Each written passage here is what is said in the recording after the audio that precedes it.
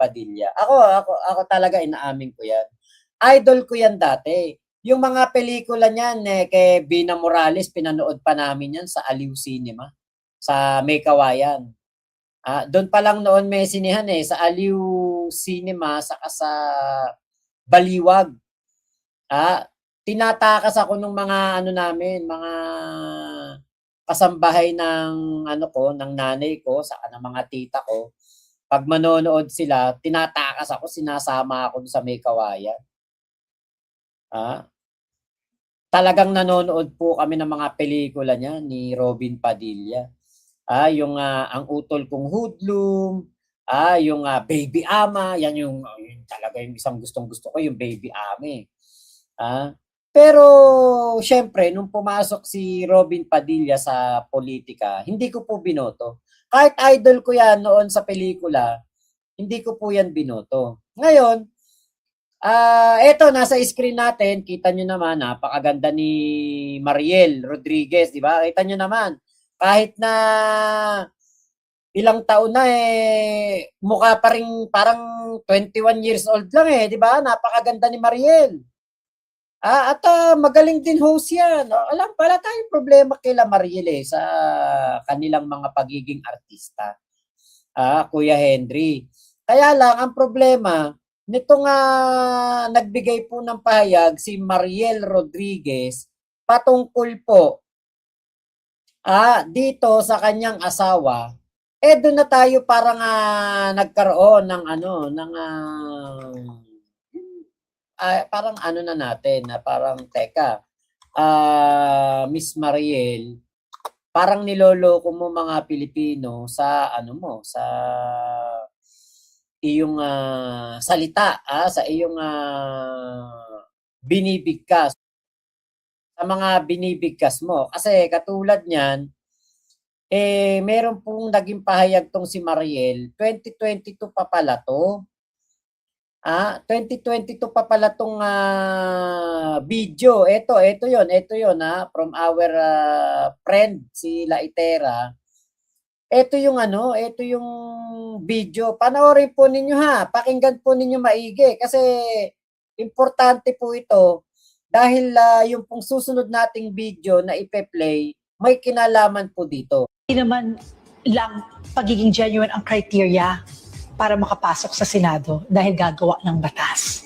Number 1, si Robin nakatapos yan ng college. Meron siyang degree sa criminology. Next, si Robin nung nasa bilibid nakapagpasa na ng batas. Maliwanag tong sinabi na to ni Mariel. Si Robin nung nasa bilibid nakapagpasa na ng batas. Maliwanag yan maliwanag na maliwanag. Okay, without even being a senator. Without being a senator. Maliwanag yun yung sinabi niya. Si Robin habang nasa bilibid nakapagpasa na ng batas. Okay? Number 3. Sa yan po yung sinabi ni Mariel. Maliwanag. Si Robin habang nasa bilibid nakapagpasa na ng batas without being a senator. Ulitin natin. Next, si Robin nung nasa bilibid nakapagpasa na ng batas. Okay, without even being a senator. Without even being a senator. Maliwanag Okay? Number 3, sa tingin niyo ba ang Philippine Army, bibigyan siya ng ganun kalaking role, ganun kalaking responsibility sa Philippine Army? Wala po siyang responsibilidad sa Philippine Army. Hindi po siya parte ng Philippine Army. Reservist siya, pero hindi po siya parte ng Philippine Army. Wala po siyang kinalaman sa mga operasyon ng Philippine Army. Na siya ang in charge of communications at strategic planning? Yung pong kanyang sinasabi ay isang grupo ng mga private individual na nag-a-advise sa AFP. Hindi po siya sakop ng AFP. Kung sa tingin nyo hindi siya qualified, di ba? Ang Philippine Army? So, dun sa mga nagsasabi na hindi siya qualified, I beg to disagree. He is more than qualified. She is more than qualified. So, she na ngayon, si Robin Padilla. She daw po, she. Ngayon, eto na yung bagong video ngayon ni Mariel Padilla. Ito po ang kanyang paliwanag. Nalalabuan ako sa paliwanag niya. Bakit? Kasi ang maliwanag niyang sinabi, sa unang video, si Robin habang nasa bilibid nakapagpasa na ng batas without even being a senator. Ngayon, ito po paliwanag. Hi everyone! I am in the beautiful Samal Island today. And I realized na ang common sense pala ay hindi ganun ka-common. Ayun. Totoo yan. Tama naman si Miss Mariel. Ito si Mariel Padilla. Ang common sense ay hindi po common. Lalong-lalo na kung meron kang asawang bobo. Lalo na dun sa mga people na sabi nila, sobrang talino nila, ganyan, na tinitake pala nila lahat literally. Anak ng teteng. Syempre, ikaw ba naman Mariel Padilla ka syempre, lahat ng sasabihin mo, will take it literally. Kasi Mariel Padilla ka. Buti sana kung hindi ka kilalang personalidad. Magsasalita ka dyan, walang pakialam ang netizens, walang pakialam ang sambayan ng Pilipinas, sambayan ng Pilipino. Walang pakialam. Kahit sino kayo. Sino ka ba? Hindi ka naman namin kilala. Kaya lang, Mariel Padilla ka everything you said as a wife of a senator or a future senator, you must be accurate. Hindi ka dapat nagpe-fake news. Gusto ko lang i-share sa inyo na nagre-resurface ulit yung video na ginawa ko back in 2022. Ginawa ko yung video na yon kasi si Robin tumatakbo nun. And praise God, bait ng Panginoon, Ang bait ng Panginoon, dahil kahit bobo si Robin, nanalo, binigyan na nga pagkakataon na makapagsilbi sa bayan. Kaya lang, ang pinagsisilbihan ay ang mga demonyo. Naman siya ng tao. So anyway, nung panahon na yon, nung tumatakbo siya, sabi, si Robin Padilla hindi qualified kasi hindi naman niya nagtapos ng pag-aaral. So kinorek ko yon. Sabi ko, si Robin nakatapos ng criminology. Nakatapos ng criminology. Ang tanong, nagagamit ba niya ang kanyang mga pinag-aralan being a criminology student? Nagagamit ba niya? Meron ba siyang naipakita sa loob ng 4 na taon niya sa Senado na siya po ay sumusunod sa batas, na siya ay nag-share ng kanyang mga katalinuhan being a criminology student o nagtapos ng criminology. So, sa pagpapatapos ba ng criminology, pinag-aaralan po ba diyan yung pagpapataka sa kriminal? Matanong lang po namin. Kasama ba sa pinag-aralan ni Robin Padilla ang pagpapataka sa wanted? Kasama ba sa mga pinag-aralan ni Robin Padilla as a criminology student ang pagpapatakas kay Senator Bato de la Rosa na wanted sa ICC?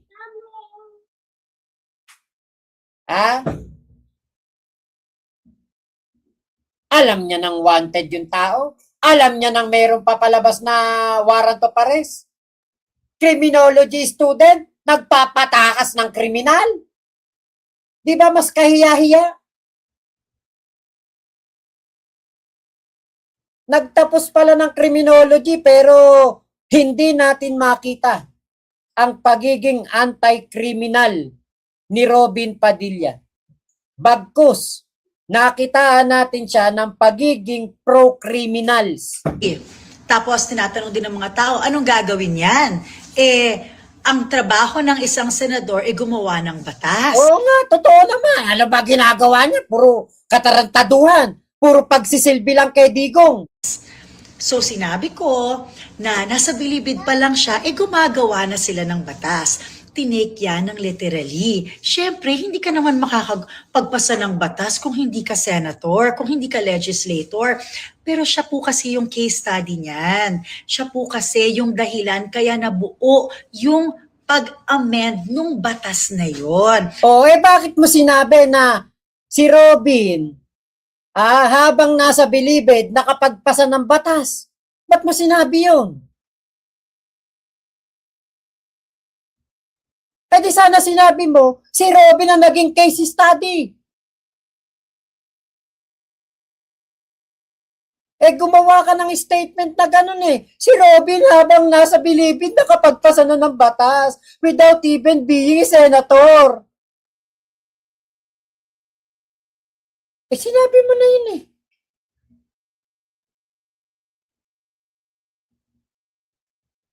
Ano gusto mo? Yung sinabi mo na yun, iba dapat ang meaning. Ha? Iba dapat ang ibig sabihin nun. Siyempre, yun ang sinabi mo, literal. Siyempre, yun ang iisipin namin, literal.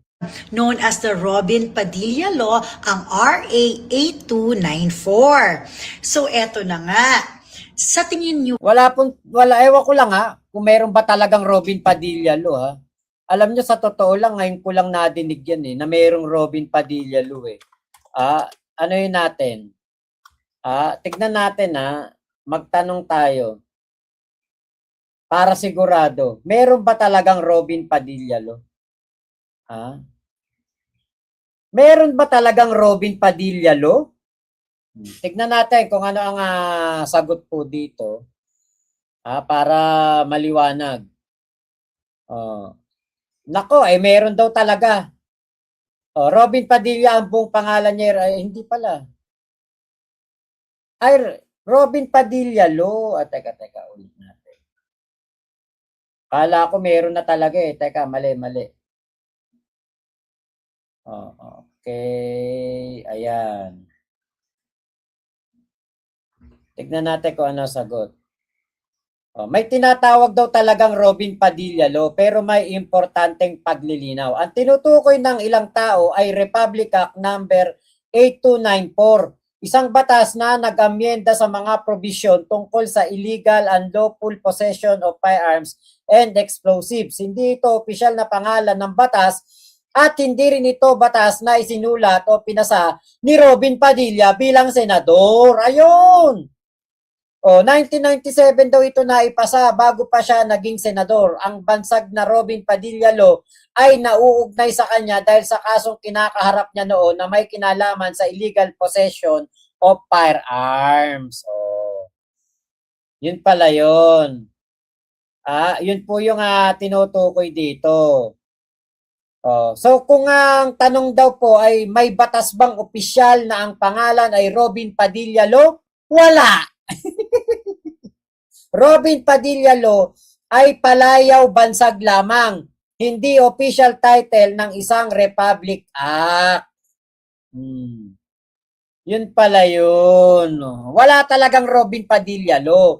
Bansag lang. Kaya wag mong angkinin. Wag niyong angkinin. Inaangkin niyo nyo ba tayo yung mga matatalino dyan, nung ginagawa yung batas na yan, nung dinadraft yung batas na yan, sino kaya ang pinuntahan nila? Question, in-interview, kinausap para makagawa ng batas. Hindi. Diba? Mali na naman. Inamyenda lang. Inamyenda lang siya. Hindi siya binuo na batas. Inamyenda. Si talaga, ano ba nangyari nung panahon na yon? Ano yan Yan yung Presidential Decree 1866. Nung dineclare ang martial law, nagkaroon ng matinding... 1866, di ba? Presidential Decree 1866. Ngayon, ginawa pong 8294. Inamyendahan lang, hindi ginawa yung batas. Diyos ko, ayan ka na naman. misinformation na naman. ding punishment ang mahuhulihan ng baril. Kasi noong panahon na yan, matindi ang rebellion.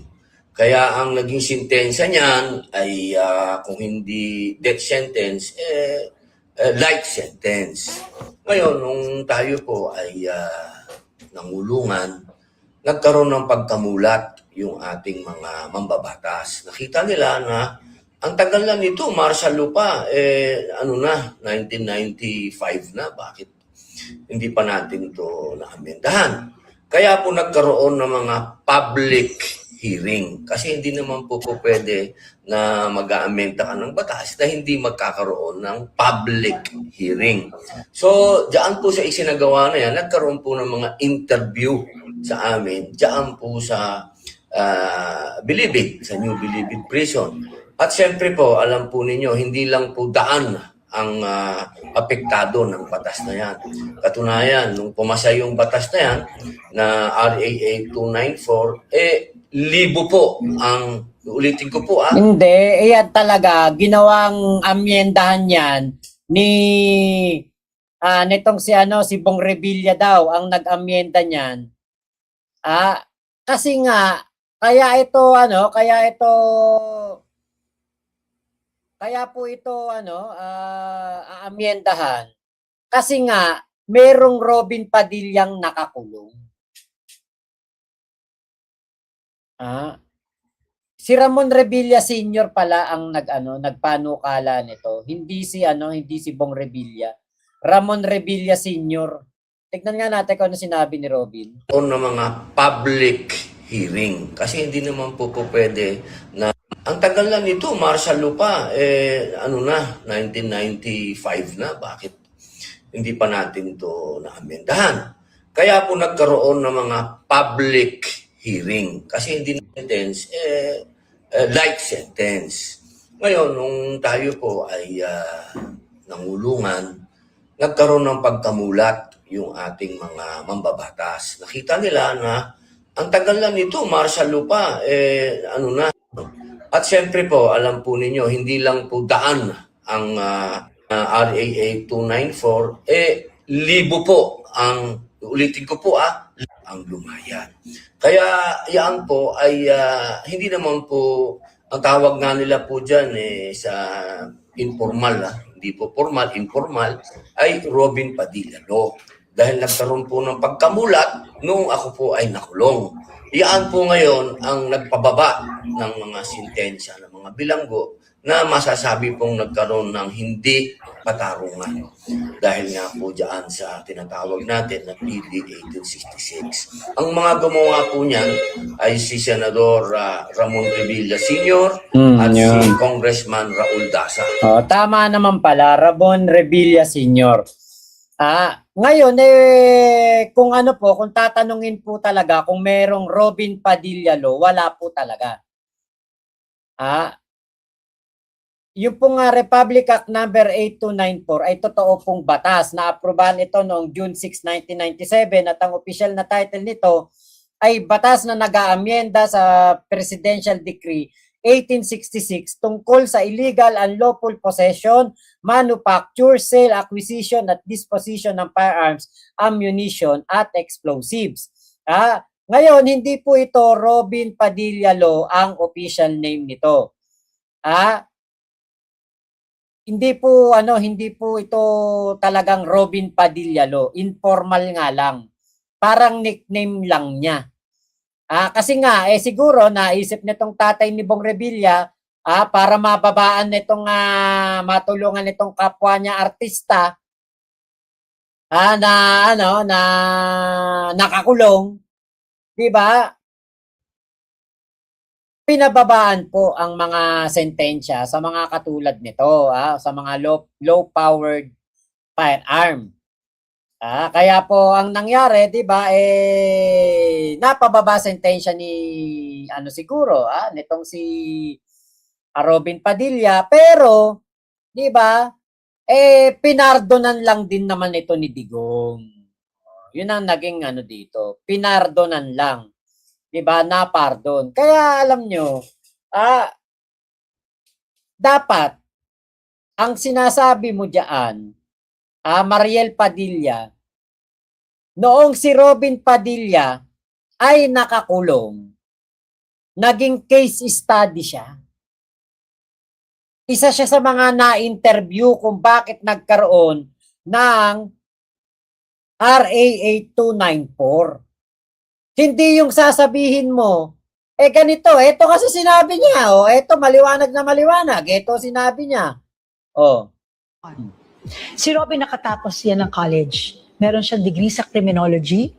Next, si Robin nung nasa bilibid nakapagpasa na ng batas. Okay, without even being a senator. No.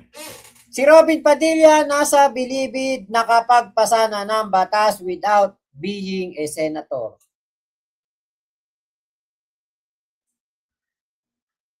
Di sana hindi yan na sinabi mo. Ayaw mo palang ma-question. Ayaw mo palang makondena. Sinabi mo fake news. Di ba? Fake news yung sinabi mo eh. Di ngayon hilahod na hilahod ka sa kakapaliwanag. Di ba? Huwag kang mag-alala, Mariel. Matatapos na paghihirap mo dahil sa 2028, tingin ko, baka hindi na manalo yung asawa mo. Kasi nakita na namin kung gaano yung ka-boysile, kung gaano yung kawalang utak, kung gaano yung kabobo sa Senado. Saan ka nakakita nung kilalaking tao, nakulong si Digong, iniiyakan?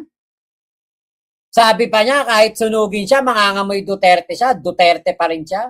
Saksak mo sa baga mo yung asawa mo, di namin kailangan yan. Ate Bergie Badjola, ayun, salamat po sa inyong 200 jewels. Ayan, thank you. Yun, oo nga po, Ate Bergie. Yes, graduate nga. Ano siya, pro-criminal. Naging pro-criminal nung napunta na kay Digong. Ganun po ang nangyari dito kaya Robin Padilla. Sa kanyang pagiging artista, walang problema. Kung talagang siya ay magaling na artista, talagang magaling. Kung yan ang tanong, walang question. Magaling talaga, bad boy of Philippine cinema. Pero sa pagiging politiko, boy sile. Diba? Parang boy silly talaga datingan po niyan. Ipagdamot mo na lang yan, Mariel. Huwag mo nang pakandidatuhin. Tama na yun. No? Tama na yun na maging na lang siya. Okay. Mabuti pa maging na lang talaga siya, maging taong bahay na lang. Eto nga si Robin Padilla.